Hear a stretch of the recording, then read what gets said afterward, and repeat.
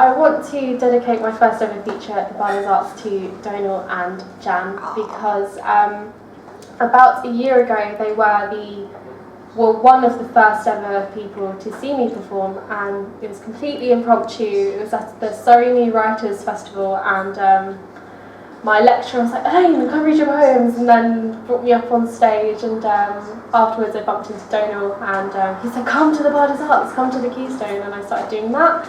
And over the last year they've really, really nurtured my poetic voice. I don't think I would be where I am right now, performing up and down the country, doing things like the TEDx.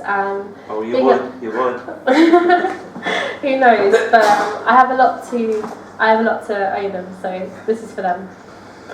And in light of that, I think the first poem I'm going to do is one for Donal, because I know that he loves it. And I think he made reference to it earlier in the introduction when he says, "I don't use my words," and that is because I speak sign language. It's something I've been studying the last year, practicing. I love it a lot, especially the idea of the body as a language in itself. So this is my poem, Body Talk, and quick disclaimer, it is BSL 2 a poem, not a poem in BSL. The syntax is different. Hopefully you'll see that. Body Talk. Remember the way you danced that last December night? She moved and glittered under strobe lights.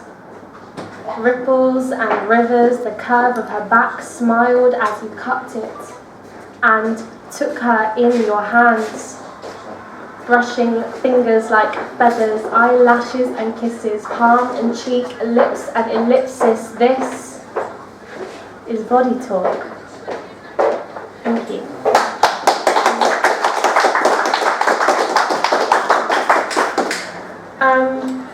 Okay, so I spent a really long time thinking about what poems I could do for you all tonight, and I started listening to other poets, thinking of other people who featured here, and I thought everyone has like a kind of theme, and that theme is themselves. People, they write what they know, and that's what they perform. So I decided to just do myself. Something I've come to realise looking back over my poetry is that I write a lot about the way I feel, my experiences, ex-boyfriends, and I've come to see myself as kind of the Taylor Swift of poets, because if you've been in my life, I will probably write about you, but the only difference between me and Taylor Swift is that I will name you. I'm not afraid of doing that. So all these ex-boyfriends get poemed. Oh, yeah. Is that the word? Yeah. This poem is called The Skeleton Named Linda. For 39 years she hid in the closet of my mother's mind, creeping, crawling through the depths of deep dark thoughts. Where's the key? Lock it away, not to be haunted today. Baby, baby, darling child, pretty in pink, soft blue eyes, she sent her away to hide in the depths of her broken mind.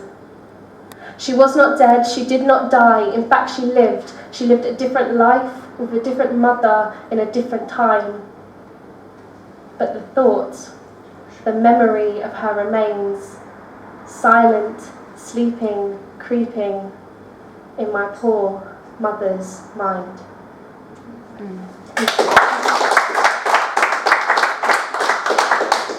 Sorry, Mum. This next one is called My Fondest Painting. It's for my Uncle Norman. I wish my memories were paintings. I could encase my fondest in glass, then the paper would not crease and the faces would not wrinkle, they would never cease to last. In my fondest painting of you, there is a smile drawn across your face. We sit amongst the carpet-coloured bar stools, letting the cigarette smoke burn away. The table is framed by a jack, a king, and a queen's head on a tempe, The cards, they are wrinkled amongst the laughter and the eyes that could not see. I wish you could see my painting through my eyes. I wish I could tell you how it felt that with you, some of my fondest childhood memories died. But we shall not fret, and we shall not worry. You are safe encased in glass, in my memory. My dear fondest, paintings encased in glass are always the finest. Thank you.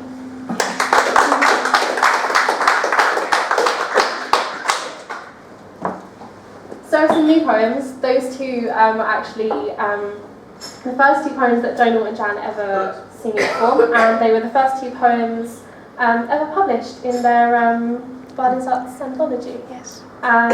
Which is, I think we still have copies. There's copies to buy in the library in Appleseed at University Bookshop, if anyone's interested. And from our website. And from the website. So here are some new poems. I was never aware of the colour of my skin until I met you. We stood reflected in stark contrast to one another. Bodies became paper. We told stories of histories neither of us remembered. I told you we were not so different.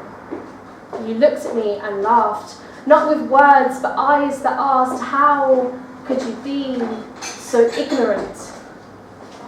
I asked the mirror the same question. How could you be so ignorant? The words made home in my mouth. They tasted like dirt, for I convinced myself I was a flower pot. My mouth never gave birth to any flowers. But I told you of the shamrock tattooed beneath my left breast. And you looked at it as if it were a weed you might pick.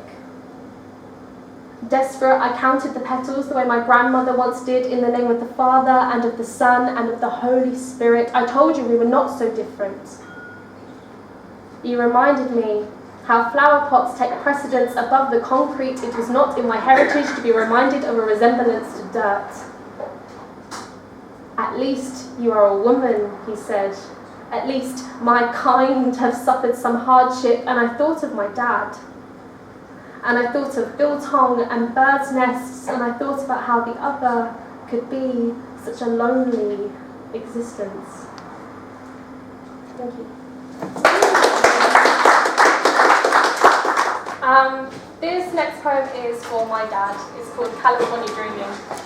And the inside joke is that when I was really little, he used to sing California Dreaming to me all the time, except he would change the lyrics to be all my teeth are brown and my hair is grey.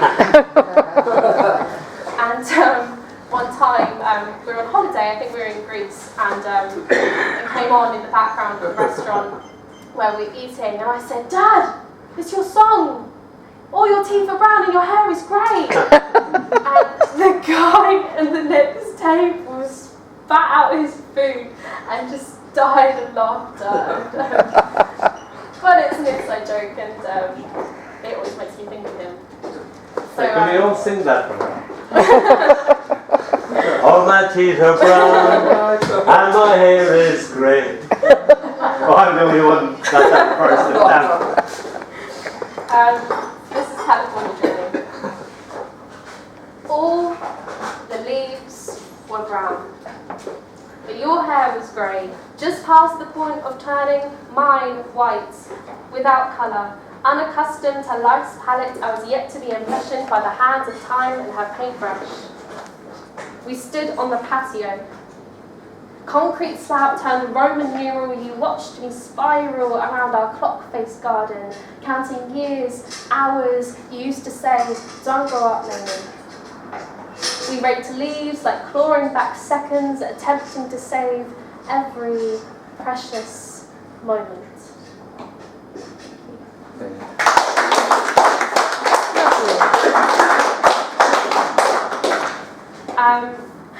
This poem is called Ben. It is 2:30 a.m. Darkness has crept into my duvet. At my bedside there is an empty glass with lipsticked remnants of an empty bottle at its rim. And there is more ink on my paper than tears. I intended to write to you, condense you into words. Hemingway said there is nothing to poetry, just sit down at your typewriter and bleed. Darling, believe me when I say I had every intention. I would bleed, bloody, bruised, with my shell-shocked hands, if only I could put you into verse. You are so worthy of it. I can think of nothing more cliched than us, our resonance deserving, pressed between papers, a wordsmith's banalities commercialised, lost. You always intended not to ask for directions. In the corner of my mind's eye, I see misplaced ghosts in glass, windows, mirrors, shadowy echoes only visible in the dark. There was a time my text messages held all the weight of sonnets, and you intended to write me a haiku, but you left out a syllable. And you learnt that day, if you can help it, try not to piss off a poet, because I was a poet come puppeteer. I pulled at your strings and forced out your heart. I sang circles around your arguments. Metaphor, simile, catharsis, perhaps I was broken too. I lashed and licked and reduced you to a repetitive shell. You cried, I'm sorry, puppet, repeat, I'm sorry, I'm sorry, I'm sorry. Darling, my prose holds more penance than your apologies. You have stripped me, numb, unfeeling. Can't you see the irony? For I am a poet who cannot write about love. This is my punishment for an undeserving, broken heart. I'm sorry. But I have no blood left for you. I mended myself a long time ago. My tears had all dried up when yours were not the last lips I kissed. When yours was not the last body I let lay with me, yet you have reduced me. How can I have the audacity to preach poetry, despite time continuing with uniformed velocity, despite the new hands that occasionally hold me? I am still unfeeling, still unable to bleed. But Jake was a boy that I knew at school who very sadly committed suicide last year. He suffered with depression quite badly, but he always wanted to be a writer, which is why we were able to connect and have some kind of a friendship. This is Jake. There was a certain air about him. Mask of secrets, mysterious, he beguiled all those around him, emotions in a constant play. Forced expression, half-hearted attempt, choosing rather to hide behind curtains draped across his thick-rimmed windows in contempt. He alone felt what everyone refused to believe, the weight of anxiety, disparity, inherently indignant torment, pushing down between that which he inflicted upon himself in the form of red lipstick lines across his stomach, and those inflicted by others in the bloody friendship bracelets he so covet.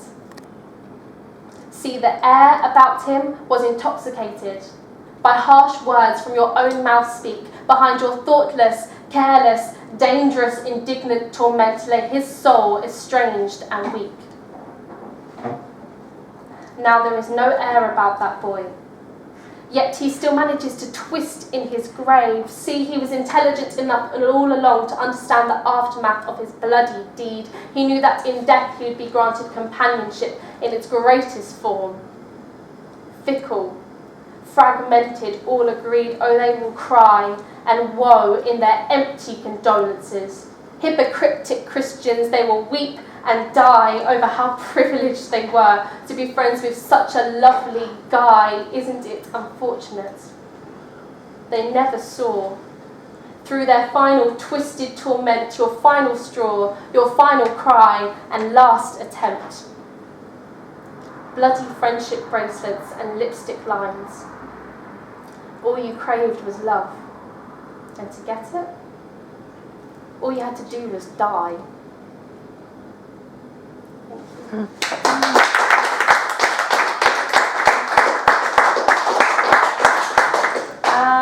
Okay, last one, I think, from me. how can you possibly write poetry naming all these people without naming yourself? So this poem is called A Fable, and I hope you all like it. Bang! Smash! Cheap glass was knocked, the light conversation abrupt, replaced with waning eyes and smiles in decline, those mouths which seem to mutter, it's only a matter of time.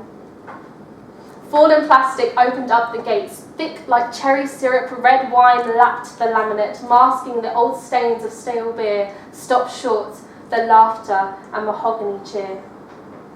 The gentle hand, the flick of hair, blame vanity, she caused quite an affair, for now his only pulling means are merely stained jeans, replaced with stained pride, leaving behind only shatter, swagger, dreams. And alas, the worst was yet, as the syrup spread, not only napkins and glasses were engulfed in red, for there, on King James's round table, lay the lowly iPhone 5S, its fate now fatal. And who could have apologised more profusely than the blonde in the blue skirt to who all eyes pointed guilty? The lesson is thus: when pre-drinking with a night out ahead, only the foolish would hence trust Elaine Stabler with a glass of red.